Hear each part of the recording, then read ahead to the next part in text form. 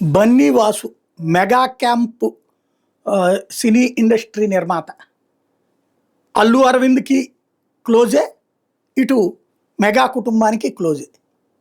తను తాజాగా జరిగినటువంటి వివాదం ఏదైతే ఉందో, సింగిల్ థియేటర్ల వాళ్ళు రైట్ చేసిన అంశం, మాకు షేరింగ్ కావాలి అన్నటువంటి అంశం, షేరింగ్ ఇవ్వండి అద్దెలు కాదు అన్నటువంటి అంశం, అది కాస్త ఒక పెద్ద కుట్ర అన్నటువంటి ఆరోపణలు చేస్తూ అదేదో పవన్ కళ్యాణ్ దెబ్బ కొట్టడానికే కుట్ర అన్నటువంటి పాయింట్ను రైజ్ చేసి, క్రమంగా హరిహర వీరమల్లు కోసమే అన్నటువంటి పాయింట్ రైజ్ చేసి ఆ నలుగురిని రైజ్ చేసుకొస్తే, ఆ నలుగురిలో చివరికి అల్లు అరవింద్ బయటకు వచ్చి నాకు సంబంధం లేదని చెప్పడం, దిల్ రాజు నాకు సంబంధం లేదని చెప్పడం, అసలు వీళ్ళ వెనకాల ఉన్నటువంటి కుట్ర వచ్చేటప్పటికి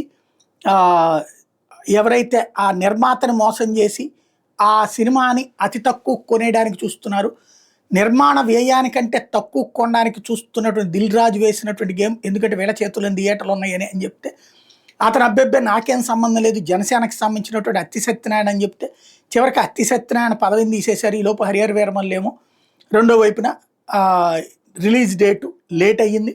ఈలోపు ఏదో 11 కోట్ల రూపాయల దాకా ఇంతకు ముందే తీసుకున్నటువంటి అడ్వాన్స్ రెమ్యునరేషన్ కూడా వెనక్కి తిరిగి ఇచ్చేశారు పవన్ కళ్యాణ్ అంటూ ఒకటి ప్రచారం చేస్తున్నారు పవన్ సైనికులు. ఇది ఒక aspect. At the same time ఇప్పుడు జరిగినటువంటి అంశం కంప్లీట్ డిఫరెంట్ అంశం. అదేంటయ్యా అంటే తాజాగా వచ్చినటువంటి వ్యవహారం, ఆయన ఒక ట్వీట్ చేసుకొచ్చారు. థియేటర్ల సమస్య పరిష్కారం అంటే ఈ గొడవలు కాదు, అద్దెలో షేరింగులు అనే గొడవలు కాదు, శాశ్వతంగా ఆలోచించాలి. ఓటీటీల్లో 28 రోజులకే వచ్చేస్తూ ఉండటంతో థియేటర్ల మనుగడ కోల్పోతున్నాయి. థియేటర్లకు కూడా ఆ విషయం ఆలోచించుకోవాలి. అట్ ద సేమ్ టైం ఈ అగ్ర హీరోల సినిమాలు 2 ఏళ్లకో 3 ఏళ్లకో వస్తే అవి ఎట్లా సస్టైన్ అవుతాయి, వాళ్ళు కూడా సమయం తగ్గించుకోవాలని. ఇది డైవర్షనల్ టాక్టిక్స్ తప్పించి ఏమురిగేటటువంటి అంశం. ఓటీటీ ప్లాట్ఫామ్ ఇదివరకు ఇవాళ సినిమా రిలీజ్ అయితే రేపే వచ్చినాయి, వారం రోజులు తర్వాత వచ్చినవి ఉన్నాయి, రేపే వచ్చేసినటువంటి రోజులు కూడా ఉన్నాయి, అప్పుడు నడిచినయే. ఓటీటీ ప్లాట్ఫామ్ అన్నటువంటిది సినిమా ఇండస్ట్రీకి ఒక ఆల్టర్నేటివ్ ఇన్కమ్ కింద ఉంది నిర్మాతలకి. అట్లాంటప్పుడు దాంతో లాస్ కాదు, థియేటర్లో ఇష్టం వచ్చిన తినుబండారాల రేట్లు, ఇష్టం వచ్చిన టికెట్ రేట్లు, అడ్డకోలుగా చేస్తున్న రేట్ల వల్ల వచ్చిందని తెలిసి దాని నుంచి చర్చ పక్కకి తప్పించడానికి ఈ స్టేట్మెంట్ ఇచ్చినట్టుంది. రెండవది సినిమా హీరోలు, వాళ్ళ చేతుల్లో ఉందా? హీరోలు ఏమన్నా మేము టైం ఏమన్నారా?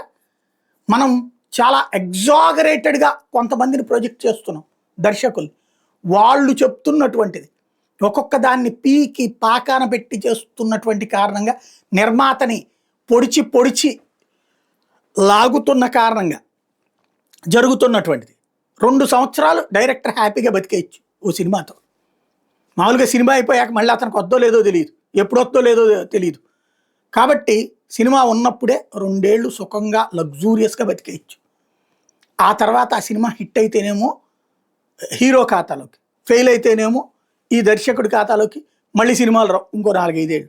కాబట్టి అందిన గాడికి దండుకోవడం అన్నటువంటి రూట్ ఒకటి. రెండవది, ఇవాళ ఓవర్ ఎగ్జాగరేటెడ్ హీరో అంటే ఇలా అనగానే విలన్ అంత దూరం వెళ్ళి పడిపోవాలి, తొడ కొట్టగానే రైలు ఎగిరిపోవాలా, అలాగే 100 మందిని ఇట్ట పొడుచుకుంటూ చంపేయాలా, ఇలా లేకపోతే హీరోయిజం కాదు. ఇలాంటి సిచ్యుయేషన్లో అవన్నీ గ్రాఫిక్లు చేయించాలా, బోలెడని చేయించాలా, ఇవన్నీ ఒక రోజులో చేసేయడానికి ఏమైనా జరిగిపోద్దా? యాక్షన్ బేస్డ్ ఫేస్లు ఎవరికి ఉంటున్నాయి? అసలు యాక్షన్ ఎవరు చేస్తున్నారు? మ్యాక్సిమం ఈ ఎగ్జాగరేటెడ్ సీన్స్తోనే కదా నడుస్తుంది. అది తగ్గి నిజమైన యాక్షన్ పెడితే సినిమా పోతాం. కాబట్టి నడుస్తుంది. ప్రేక్షకుడు అభిరుచి మారాలా, అలాగే ప్రేక్షకుడిని అందరిగాడికి దోచుకునే ధోరణి సినిమా రంగానికి మారాలా. అదే సందర్భంలో అతి డబ్బులు తీసుకునేటటువంటి కల్చర్ హీరోలకి మారాలి. ఇవన్నీ జరిగే పైన ఈ 3 జరగకుండా ఊరికినే స్టేట్మెంట్లు ఏంటంటే కాసేపు కాలక్షేపం.